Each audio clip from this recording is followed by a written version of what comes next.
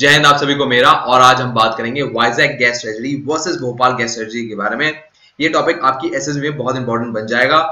अब देखिए यहाँ पर जरा अगर आगे हम बात करें तो मैं शुरुआत करने से पहले आपको भोपाल गैस ट्रेजेडी की एक वीडियो आपके सामने दिखाना चाहूंगा, जरा इसे ध्यान से देखिए।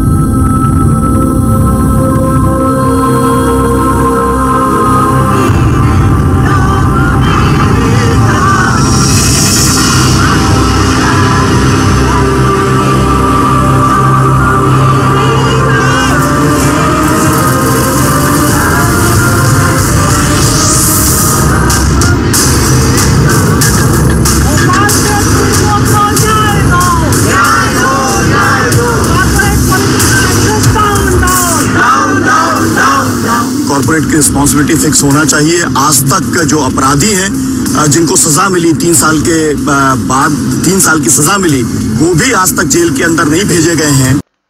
अब देखिए यहाँ पर ये जो भोपाल गैस ट्रेजेडी है इसको करीबन 30 साल हो गए और इसके बाद एक न्यूज आती है हमारे सामने कि एक वाइजैक गैस ट्रेजेडी भी हो गई है और हमने उससे कुछ सीखा है कि नहीं सीखा है वो हमारे लिए एक सवाल है। यहाँ पर मैंने स्ट्रैटेजी लिख दिया, ये ट्रेजेडी है। तो हमारे लिए भी सवाल है कि हमने वो जो भोपाल गैस ट्रेजेडी हुई थी उससे हमने कुछ सीखा ही नहीं सीखा, हमें इस बारे में जानना ही होगा। अब जब वाइजैक गैस ट्रेजेडी होती है तो हमें हमारे सामने न्यूज आती है, इंडिया टुडे बोलता है कि भाई 100 से ज्यादा लोग, hundreds of people, more than hundreds of people hospitalize हो चुके हैं। और प्रिंट मीडिया ने एक न्यूज छापी कि जो वाइजैक गैस है वो भोपाल ट्रेजेडी की तरह है, सिमिलर है, बहुत सिमिलर है। अब इसके बारे में हम आगे बात करने से पहले आपको अपने बारे में बताना चाहूंगा। मेरा नाम है Shubham Washne, by profession I am a YouTuber on self selection board YouTube channel and my aim is to take you one step towards your uniform.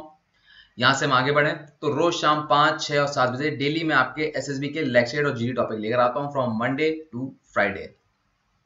इसके साथ अगर आप सीडीएस, एफकेट, सीएपीएफ, एसएसबी की तैयारी करना चाहते हैं तो अनअकैडमी के टॉप एजुकेटर इसमें आपकी मदद कर सकते हैं। ये उसका प्राइसिंग प्लान है। बट अब तक आप मेरी वीडियो देख के समझ गए होंगे कि रोमन साइंस आपके साथ मेरा उठना बैठना है। रोमन सैनी साहब ने कहा है कि अनअकैडमी शुरू तेरी बहुत चलती है, तो आप मेरा नाम एज अ कूपन कोड इस्तेमाल कर सकते हैं और आपको यहाँ पर 10% ऑफ मिल जाएगा। यहाँ से हम आगे बढ़ते हैं। अब यहाँ पर अगर हम आगे बढ़े तो Vizag gas tragedy versus Bhopal gas tragedy हमारे एसएसबी में कैसे आएगी। देखिए ये सवाल आपकी जीडी में बन सकता है और पर्सनल इंटरव्यू में भी। देखिए पहले हम जीडी के बारे में बात करते हैं।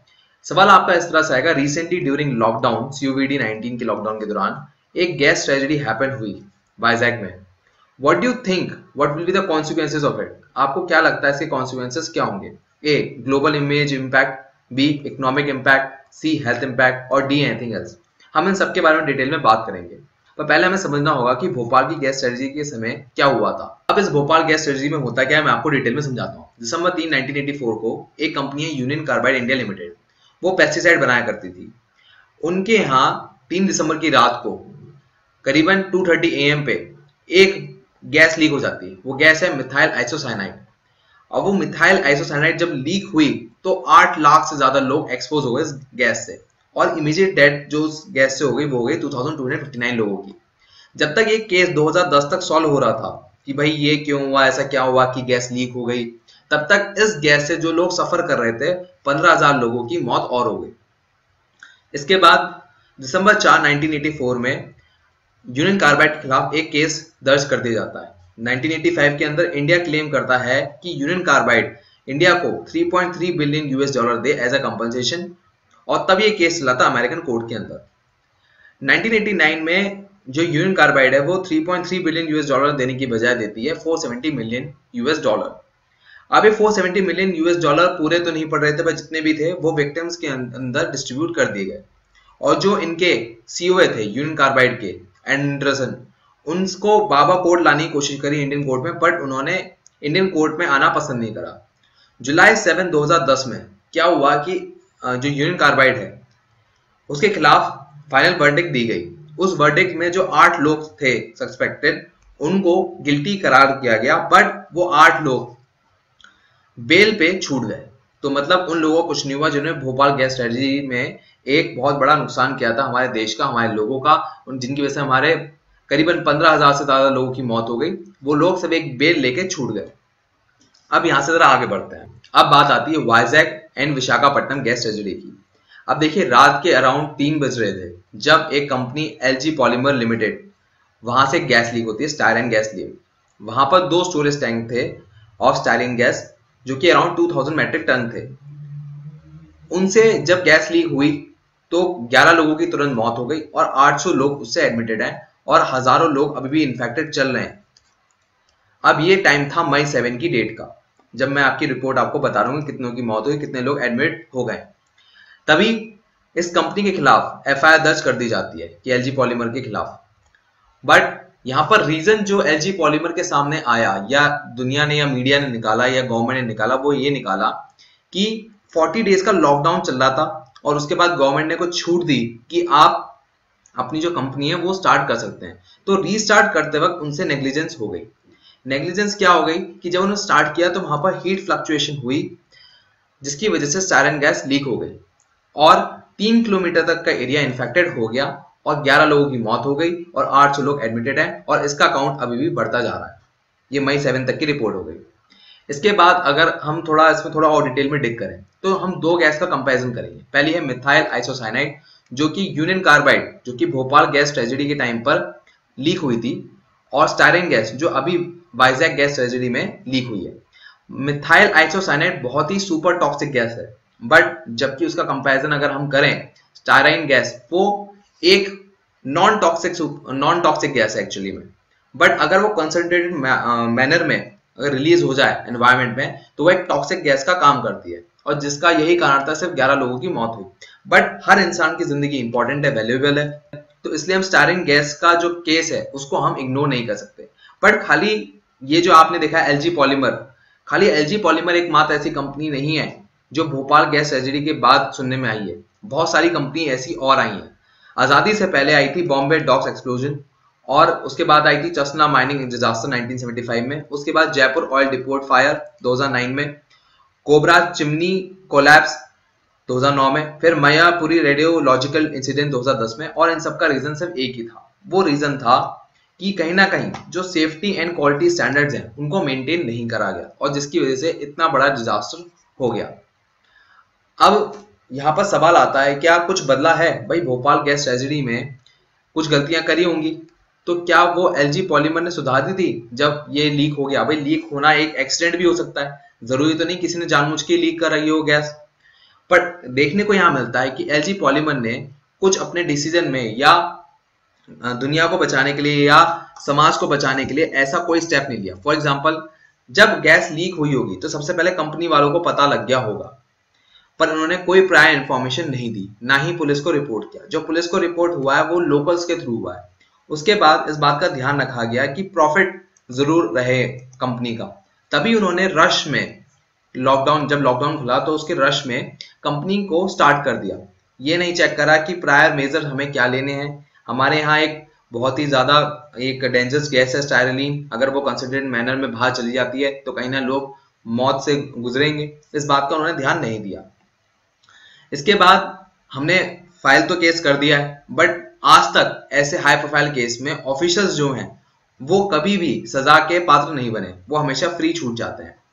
इसके बाद कहीं ना कहीं यहाँ पर गवर्नमेंट की नेग्लिजेंस की भी कमी है। कहीं ना कहीं हमें चेक करना चाहिए था कि सेफ्टी और क्वालिटी स्टैंडर्ड्स मेंटेन रहें, तभी लॉकडाउन के बाद ऐसी जो कंपनियां हैं वो स्टार्ट हों। वरना अगर मान के चलो आज हमारे देश में स्पेशल इकोनॉमिक जोन है, अगर मैं बात करूं गुजरात, आंध्र प्रदेश, महाराष्ट्र, कर्नाटका, ये सबकी सब स्टेटें स्पेशल इकोनॉमिक जोन में आती है। आप आज लॉकडाउन के बाद ये एकदम से खुल जाए तो कहीं ना कहीं इनसे भी ये गलती हो सकती है, और ये कहीं ना कहीं हमारी ग्लोबल इमेज इंपैक्ट कर रहा है, इकोनॉमिक इंपैक्ट भी। कैसे? जरा ये देखिए, ये न्यूयॉर्क टाइम्स की न्यूज है जहां पर लिखा है gas leak in India LG factory, और यहां पर लिखा है इंडिया गैस लीक बीबीसी की न्यूज के दौरान। अब जब ये न्यूज आ रही हैं तो ये दो चीजें जो हमारी हैं, ग्लोबल इमेज इंपैक्ट और इकोनॉमिक इंपैक्ट, बहुत तेजी से होगा। कैसे? देखिए, जब आपने गैस लीक हो गई तो कहीं ना कहीं जो मूडी जैसी रेटिंग कंपनी है वो बताएंगी दुनिया को, देखिए यहाँ पर जो इंडिया है वो अपने सेफ्टी स्टैंडर्ड्स का ध्यान नहीं रखता है, और कहीं ना कहीं हमारी जो रेटिंग है वो नीचे कर देगी। और सेम केस होगा ईज ऑफ डूइंग बिजनेस की रैंकिंग में, क्योंकि सोच के देखो आज लॉकडाउन किसकी वजह से? COD-19 की वजह से। चलिए वो तो दुनिया झेल रही है, बट गैस लीक की वजह से भी लॉकडाउन हो जाता। अगर आज COD-19 नहीं होता तो लॉकडाउन की वजह होती गैस लीक, कि वाइजैक में गैस लीक हो गई इसलिए कोई कंपनी खोली नहीं जाएगी। और लॉकडाउन का मतलब होता है कि कोई कंपनी काम नहीं करेगी, कोई कंपनी काम नहीं करेगी तो कुछ कमाएगी नहीं। और ये गलती पहले भी हो चुकी है हमारे तरफ से, इंडिया की तरफ से, कि भोपाल गैस स्ट्रेटजी हुई है और हमने मेजर्स नहीं लिए हैं। तो जब मेजर्स नहीं लिए और हम सेम रिपीट कर रहे हैं तो जो रेटिंग कंपनी है मूडी और ईज ऑफ डूइंग बिजनेस, वो हमारी रैंकिंग नीचे कर देंगी। जहां पर जो इन्वेस्टर्स होंगे उनको हमारी कंपनी, मतलब हमारे देश में सोचना पड़ेगा इन्वेस्ट करने से पहले कि यहाँ पर इन्वेस्ट करना अच्छा है कि नहीं। अब यहां से हम आगे बढ़ते हैं। अच्छा, एक इंपॉर्टेंट बात और, अब हेल्थ इंपैक्ट क्या है। देखिए, रोज COVD-19 के 100 केसेस आ रहे हैं अराउंड द नेशन, ठीक है। अब मान लो सडनली 800 केसेस और आ जाएं अचानक से एक दिन में। पहले तो उन 100 केसेस को संभालना ही बहुत मुश्किल हो रहा था, अब 800 केसेस और आ गए तो और दिक्कत हो गई। ऊपर से गवर्नमेंट ऑफ इंडिया ने भी सोशल डिस्टेंसिंग कह रखा था कि सोशल डिस्टेंसिंग रखनी है, और सडनली वाइजैक गैस ट्रेजेडी हो जाती है, जिसकी वजह से वो सोशल डिस्टेंसिंग ब्रेकडाउन हो जाती है। अब जब ये ब्रेकडाउन हो गई तो कहीं ना कहीं COVD-19 के केसेस और बढ़ेंगे। और लास्ट है कि जब भोपाल गैस ट्रेजेडी हुई और जो लोग उससे इन्फेक्ट हुए थे उनकी लाइफ आज तक नॉर्मल नहीं हुई, तो वाइजैक से जो लोग, वाइजैक गैस ट्रेजेडी से जो इन्फेक्ट हुए हैं लोग, उनकी लाइफ भी कभी नॉर्मल नहीं हो पाएगी। यह है पूरी कहानी का एंड। बट यहाँ पर एक गुड न्यूज भी है। गुड न्यूज ये है कि जो NDRF, नेशनल डिजास्टर रिलीफ के जो हेड हैं, DG हैं, एन्स प्रधान, उन्होंने कहा है कि पुणे की 5th बटालियन मार्च कर रही है, जो कि केमिकल डिजास्टर में एक्सपर्ट है, और वो न्यूट्रलाइज करेगी सिचुएशन को। तो जब मैं वीडियो बना रहा हूं तो ऑलरेडी वो वाइजैक पे पहुंच चुकी है, तो वहां पर उस सिचुएशन को संभाल लिया है उन्होंने, और कहीं ना कहीं उन्होंने रिपोर्ट दी है अभी कि कहीं ना कहीं ये सिचुएशन अब नॉर्मल हो रही है। बट हमें अभी कुछ दिन लगेंगे जिससे पूरा ये टेस्ट कर सकें कि यहाँ पर जो एयर क्वालिटी है वो उतनी है जितनी हमें नीडेड है, और यहाँ पर कोई पॉइजन नहीं है। ये होता है वीडियो का एंड। अगर आपको वीडियो अच्छी लगी और कंसेप्ट की क्लैरिटी आई है तो खाने पे बुलाइए, और मेरी वीडियो देखकर आपको रिकमेंडेशन मिलती है तो मिठाई खिलाइए।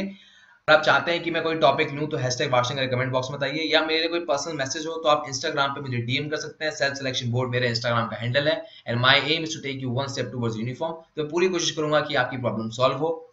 इसके साथ अगर आप कोई और GD टॉपिक या लेक्चर टॉपिक या पर्सनल इंटरव्यू का टॉपिक ढूंढना चाहते हैं तो मेरा नाम आप टाइप करिए यूट्यूब सर्च इंजन में और टाइप करिए SFGD टॉपिक, मैं आपको मिल जाऊंगा, या आपको मेरी पूरी प्लेलिस्ट का लिंक डिस्क्रिप्शन बॉक्स में मिल जाएगा। मैं लेता हूं आपसे विदा। Jai Hind, take care, bye bye. मैं उनको रोज सोचता हूँ, मैं उनको रोज सोचता हूँ, वो है अंतिम पगों